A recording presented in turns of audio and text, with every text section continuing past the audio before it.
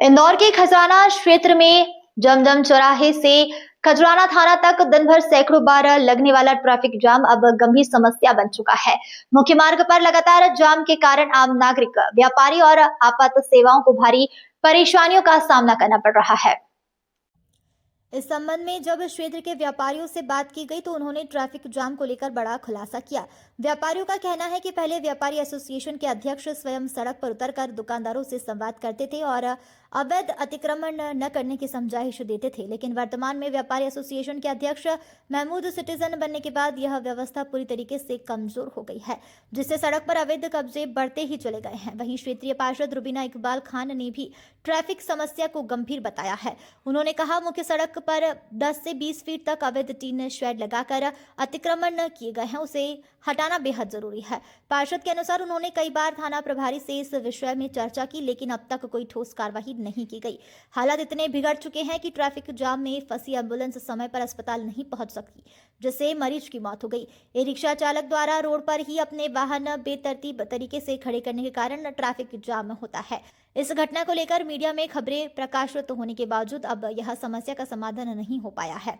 स्थानीय लोगों ने प्रशासन से तत्काल कार्रवाई की मांग की समस्या आए दिन हम देखते रहे कि हमें बच्चों को स्कूल छोड़ने जाना है तो करीबन हमको अप्रोक्स आधा घंटा पहले हमें घर से निकलना पड़ता है, जब जाके हम उसको बच्चों को स्कूल को टाइम पर पहुंचा पाते हैं। और कई बार हम एक चीज देखते हैं कि सर पे मेरी शॉप भी रोड पे ही है, हर चीज हम देखते रहते हैं कि कई बार कोई इमरजेंसी केस होता है या कोई घर से बीमार होता है तो उसको हॉस्पिटल पहुंचाना बड़ा ही मुश्किल का काम हो जाता है, क्योंकि यहाँ पे ई रिक्शा चालकों ने इस कदर का मतलब ट्रैफिक जाम कर रखा है। कहीं भी रोककर कहीं भी सवारी बिठाना, इसको ट्रैफिक को चोरीकरण होना चाहिए, लेकिन चोरीकरण होना मतलब आम आदमी का नुकसान ना हो, इसमें भी ताकि होना चाहिए चोरीकरण। तो भाई साहब, खजराना के ट्रैफिक को लेकर क्या कहेंगे आप? भाई साहब, बहुत बड़ा खराब ट्रैफिक है यहाँ पर। बैटरी रिक्शा वालों ने इतना बेकार माहौल बना रखा है। अगर आधे घंटे पहले आप आते ना तो 20 से 25 बैटरी रिक्शा सवारी के लिए खड़े थे। आए दिन गाली गुप्तार करना पड़ती है, वो गालियां बकते हैं आपस में।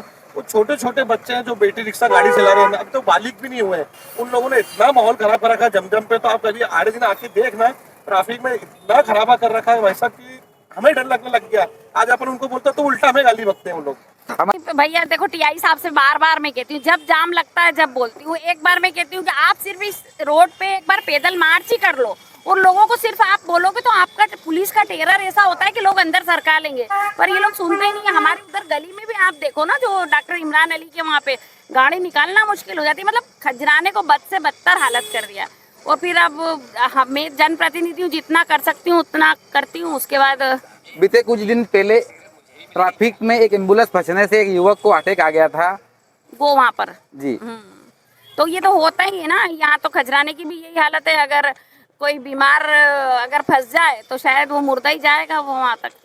परेशानियाँ तो बहुत ज़्यादा है और अल्लाह ने चाहा तो ये दिक्कत दूर हो जाएगी। थोड़े दिन में बस बनने ही वाला है, रोड वहाँ तक आ गया है और जब तक है तो और समझाइश देंगे। मैं भी फेसबुक पे इस पे डालती रहती हूँ, बार बार बोलती रहती हूँ। लोगों को समझना पड़ेगा। क्या शुभ नाम आपका? रुबीना इकबाल खान, वार्ड 39 पार्षद। धन्यवाद।